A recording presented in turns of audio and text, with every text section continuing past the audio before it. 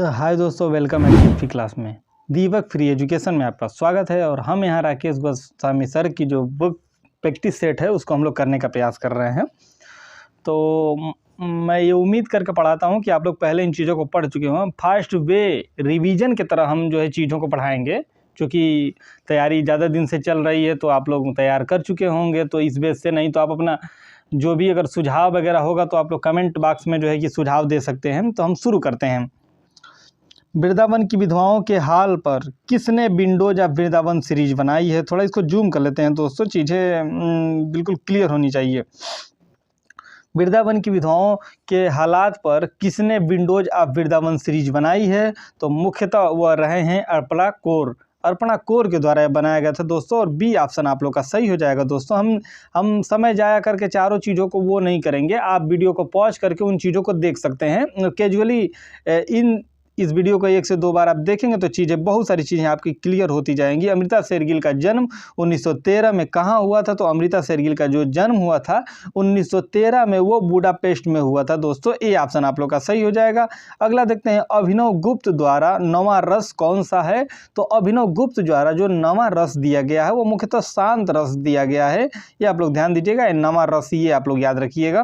Next अगला देखते हैं, फ्यूचरवाद भविष्यवाद का उद्भव किस देश से हुआ है। तो भविष्यवाद का जो उद्भव हुआ है वो मुख्यतः किस देश से हुआ है। तो भविष्यवाद का जो उद्भव हुआ है तो मुख्यतः वो इटली देश से हुआ है दोस्तों। बी ऑप्शन आप लोग का सही हो जाएगा। समाचार पत्र पर स्याह से किसने स्लैब्स फ्रंट पेज बनाया है। स्याह से किसने स्लैब फ्रंट पेज का जो है कि निर्माण किया है। तो ये मुख्यतः आपके हो जाएंगे M.F. हुसैन जी हो जाएंगे। ए ऑप्शन आप लोग का सही हो जाएगा दोस्तों। 5वां का ये सही हो जाएगा। कलाकृति द परसिस्टेंस ऑफ मेमोरी के रचनाकार रहे हैं। तो द परसिस्टेंस ऑफ मेमोरी के जो रचनाकार हैं वो सल्वाडोर डाली जी रहे हैं दोस्तों। बी ऑप्शन आप लोग का सही हो जाएगा। नालंदा विश्वविद्यालय के संस्थापक कौन थे। तो नालंदा विश्वविद्यालय के जो संस्थापक रहे हैं आपका 7वां का जो है धर्मपाल जी हो जाएगा। सी ऑप्शन सही हो जाएगा दोस्तों। नेक्स्ट अगला देखते हैं दोस्तों,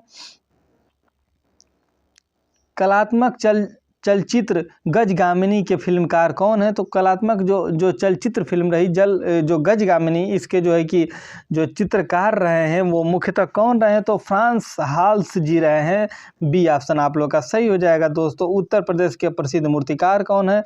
तो उत्तर प्रदेश के जो प्रसिद्ध मूर्तिकार रहे हैं वो मुख्यतः रहे हैं आपका जो है कि पी राजीव नयन जी रहे हैं दोस्तों। बी ऑप्शन आप लोग का सही हो जाएगा। पी राजीव नयन जी रहे हैं। नेक्स्ट अगला देखते हैं 10 नंबर, हड़प्पा सभ्यता का स्थल लोथल स्थित है। लोथल जो है कहाँ से संबंधित है, किस राज्य से संबंधित है। राज्यों के नाम दिया है तो यहाँ गुजरात आपका ऑप्शन जो है कि ये ऑप्शन सही हो जाएगा दोस्तों। प्रख्यात शिल्पकार जिन्होंने अभी हाल ही में अपनी सारी संपत्ति ललित कला अकादमी नई दिल्ली को दान में दे दिया है, उनका नाम क्या है। तो उनका नाम जो है कांति भाई पटेल था। कांति भाई पटेल था। बी ऑप्शन आप लोग का सही हो जाएगा। ईस्ट इंडिया कंपनी ने बंगाल के श्रीरामपुर में छापा खाना कब स्थापित किया। तो ईस्ट इंडिया कंपनी ने बंगाल के श्रीरामपुर में जो छापा खाना स्थापित किया था वो मुख्यतः स्थापित किया गया था 1785 में। ए ऑप्शन आप लोग का सही हो जाएगा। नेक्स्ट अगला देखते हैं, शैलकृत स्थापत्य के प्रमाण कहाँ से मिले हैं। तो शैलकृत स्थापत्य के जो प्रमाण देखने को आपको मिलते हैं वो धौलावीरा से देखने को मिलते हैं दोस्तों। बी ऑप्शन आप लोग का सही हो जाएगा।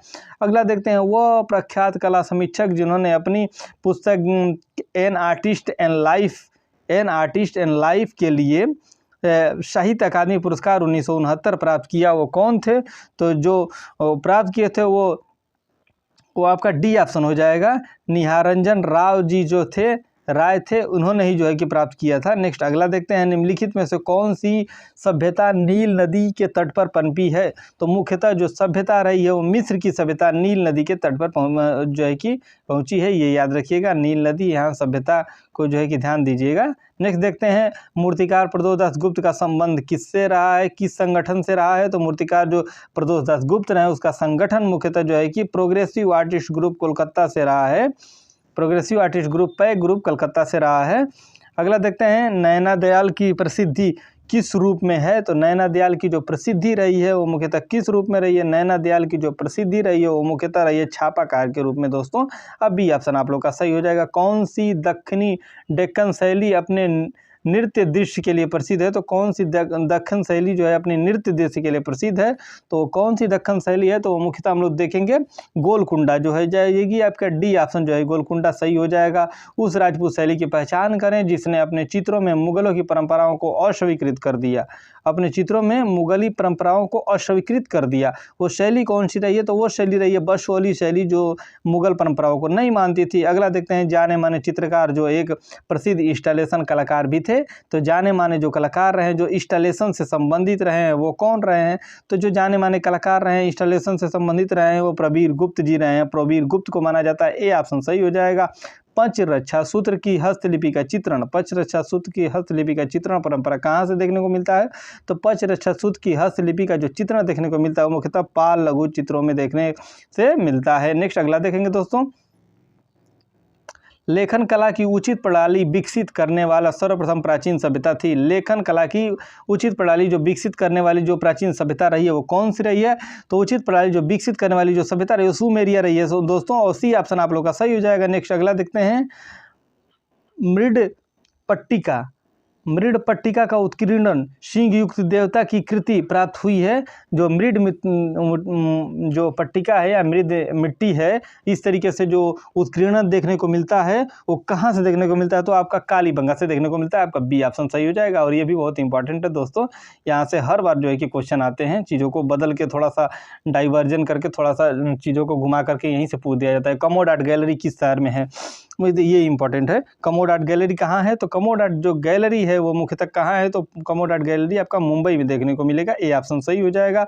राष्ट्रीय आधुनिक कला संग्रहालय नई दिल्ली में प्रदर्शित girl on A green bench 1976, girl on A green bench 1976 board पर तेल किसका है, तो 1976 जो बोर्ड पर तेल है वो मुख्यतः किसका है, अंजलि इला मेनन जी का रहा है, ए ऑप्शन आप लोग का सही हो जाएगा। बुल फाइट सीरीज में पिकासो ने निम्नलिखित में से किस तकनीक का प्रयोग किया है, तो बुल फाइट सीरीज में पिकासो ने निम्नलिखित में से जो ऑफसेट लिथोग्राफी का प्रयोग किया है, ये आपका ऑप्शन बी ऑप्शन जो है कि आपका सही हो जाएगा। क्यूरोस्कोरा शब्द का अर्थ क्या होता है, तो क्यूरोस्कोरा जो शब्द है उसका मुख्यतः जो अर्थ होता है वो क्या है, एक चित्र में प्रकाश एवं छाया। क्यूरोस्कोरा का जो अर्थ होता है वो एक चित्र में प्रकाश एवं छाया। हमारा टेलीग्राम चैनल भी है दोस्तों, वहाँ आप लोग हमें जो है सब्सक्राइब कर सकते हैं। इन चीज़ों के आप PDF PPT जो भी मतलब डाउट या जो भी इस तरीके की दिक्कत होगी वो वहाँ आपको मिल जाएगा, आप लोग कमेंट कर सकते हैं। वहाँ एवरी ऑल फॉर मैसेज सभी लोग के लिए अवेलेबल है, सभी लोग मैसेज कर सकते हैं। कॉइन जब भी शुरू नहीं किए हैं तो वो भी शुरू हो जाएगा। अभी अगला देखते हैं 28 नंबर, जैन चित्रकला की आरंभिक मूर्तियाँ किस प्रसिद्ध गुफा में मिलती हैं, तो जैन चित्रकला की जो आरंभिक मूर्तियाँ देखने को मिलती हैं वो मुख्यतः किस में देखने को मिलती है, तो वो जैन चित्रकला की जो आरंभिक मूर्तियाँ हैं वो सिंतनवासल में आपको देखने को मिलेंगी दोस्तों, ये ऑप्शन आप लोग का सही हो जाएगा। नेक्स्ट अगला देखते हैं, रामायण के अनुसार सीता की स्वर्ण प्रतिमा किसके द्वारा बनाई गई, तो रामायण के अनुसार जो सीता की स्वर्ण प्रतिमा बनाई गई वो मय के द्वारा बनाई गई, मयजीत जो है मय के द्वारा बनाई गई, जिसे मयजीत के नाम से जानते हैं। संगीन क्या है, संगीन क्या है, 30वां नंबर हम लोग देख रहे हैं कि संगीन क्या है। संगीन मुख्यतः क्या होता है, तो संगीन मुख्यतः होता है आपका रेखांकन हेतु लाल रंग का चाक जो है प्रयोग किया जाता है। इस प्रैक्टिस सेट को मैं 5-6 बार पढ़ चुका हूँ, अगर इस चीज़ को आप भी 5-6 बार पढ़ेंगे तो ये चीज़ें नॉर्मली याद हो जाएगी। इसी के साथ इस क्लास को यहीं विराम करते हैं। अब छोटी छोटी चीज़ों को बना के और जो है कि चीज़ों को एक्सप्लेन किया जाएगा, तो नेक्स्ट क्लास में हम लोग फिर मिलेंगे दोबारा।